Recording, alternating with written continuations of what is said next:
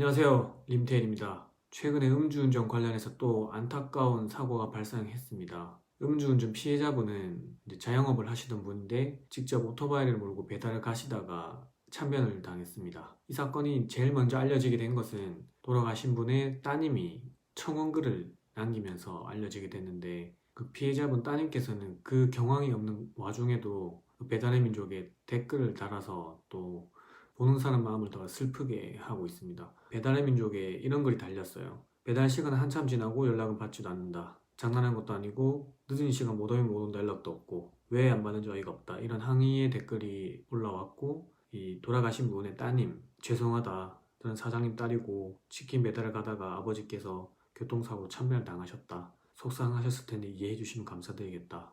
라고 글을 남겼어요. 을왕리에서 발생한 건 사건인데, 일단 발생 시기는 9월 9일 00시 55분경 인천 중구 을왕리의 한 도로였습니다. 그 피해자분께서 오토바이를 몰고 가고 있었는데 벤츠를 몰고 가던 운전자가 중앙선을 넘어가서 그대로 피해자분 오토바이를 충돌을 했습니다. 그래서 실제 오토바이 사진을 보면 형체를 알아볼 수가 없어요.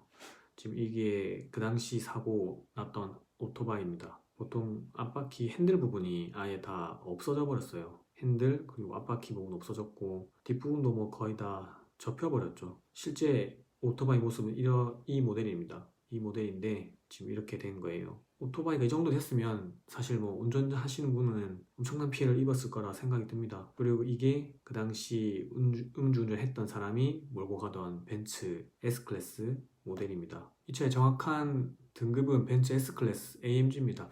이제 벤츠 모델에서도 상위 모델이고 가격은 보시다시피 뭐 2억 4천 정도로 형성이 되어 있습니다. 이 차는 음주운전은 여자 운전자가 했다 하는데 33살 여자 운전자의 소유는 아니고 그 옆에 동승에 있던 47살 남자의 회사 소유 차라고 합니다. 그리고 그 당시에 이제 사고 현장에 목격자 분들이 있습니다. 목격자가 있고 그분의 말에 의하면 사고 난 직후에도 이 운전자와 동승자는 차에서 내리지 않았다고 합니다. 차에서 내리지 않았고 신고를 목격자분이 직접 하셨고, 운전자랑 동승자는 본인이 전혀 신고를 하지 않았죠. 교통사고를 낸 사람은 이 교통사고 난 피해자에 대해서 보호조치 또는 뭐 구조치할 의무가 있습니다. 그거는 법에 정해져 있고요. 근데 전혀 119에 신고도 하지 않았고, 목격자의 말에 의하면 옆에 타고 있던 동승자인 남자가 변호사에게 전화를 했다고 합니다. 변호사에게 제일 먼저 전화를 했고, 그리고 그 전화를 운전했던 여자에게 바꿔주고, 그 여자는 내가 운전한 게 맞고 내가 술을 먹은 게 맞다라고 얘기를 했다고 합니다. 운전자와 동승자는 경찰이 현장 조사할 때도 술에 만취해서 비틀거릴 정도로 상태가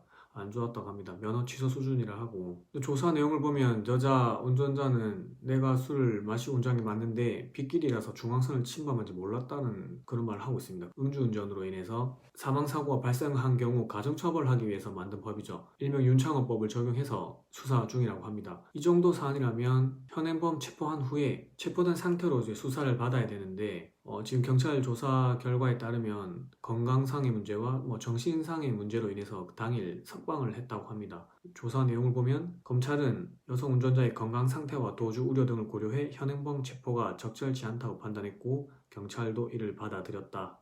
이 부분은 사실 뭐 제가 정확하게 사실관계를 알 수는 없기 때문에 뭐 진짜 지병이 있는지 없는지는 모르겠습니다.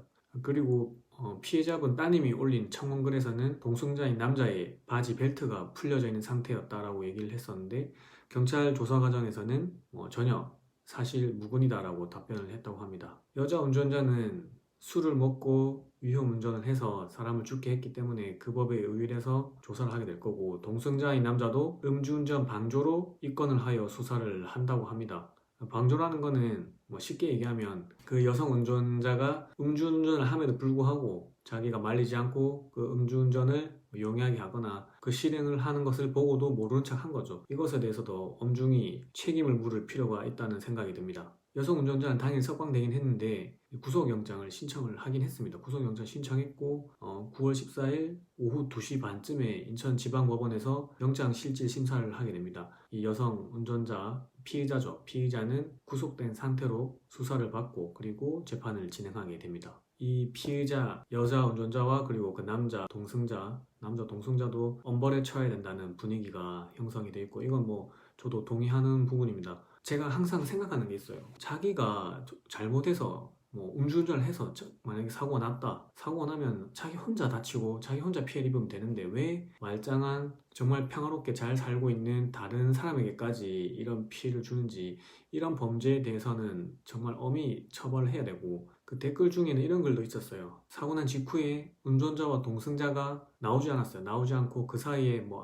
차 안에서 어떤 일이 있었는지는 아무도 모르는 거죠. 그런데 이 차 자체는 남자 동승자의 회사 소유의 차고, 그리고 그 여자는 무슨 관계인지는 모르겠지만 굳이 변호사의 전화를 받은 다음에 예, 제가 운전한 게 맞고 제가 술을 먹었습니다, 이런 답변을 한 것으로 봐서는 조금은 미심쩍은 부분이 있습니다. 그것에 대해서는 뭐 경찰, 검찰 조사 과정에서 나올 것이고, 차 안에 블랙박스에 녹음된 음성이라든지 아니면 애초에 차량 출발한 부분의 CCTV라든지 거기에 보면은 처음에 운전대를 잡은 사람이 누군지 나올 거예요.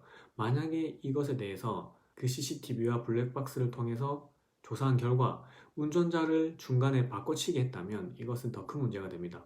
이 부분에 대해서는 어쨌든 뭐 그냥 추측일 뿐이고 조사 결과가 나온 것은 없으니까 결과를 기다려 봐야 될 것 같아요. 그리고 이 영상 보고 계신 분들은 절대 음주운전 하시면 안 됩니다. 음주운전 하시면 안 되고, 술을 조금이라도 드셨으면 항상 대리운전을 하는 게 습관이 될 수 있도록 하셔야 됩니다. 윤창호법이 제정된 지 이제 2년 정도 된 것 같은데 아직도 경각심이 없는 거예요. 이거에 대해서는 좀 더 엄한 처벌이나 아니면 정말 단속을 더 확실히 해서 이런 일이 안 생기도록 조금 더 노력이 필요한 것 같습니다. 수사 진행되고 나중에 재판 결과 진행되는 것까지 보고 나중에 또 영상을 찍어 보도록 하겠습니다. 끝으로 삼가 고인의 명복을 빌고 영상 마치도록 하겠습니다.